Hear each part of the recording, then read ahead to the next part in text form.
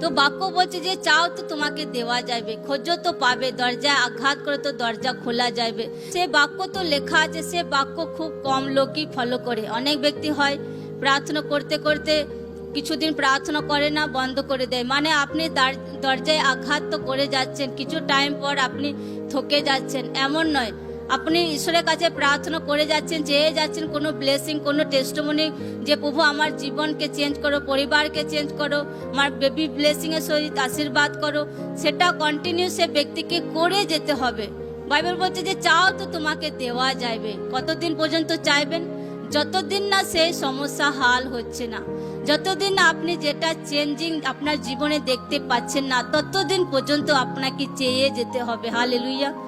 তো লোকরা এমন বিশ্বাস, এমন ফেথ লোকরা ঈশ্বরের প্রতি রাখুক, যেটা আমি ব্লেসিং পেয়ে গেছি, যে ঈশ্বর আমার জীবনে আশীর্বাদ দিয়ে দিয়েছে।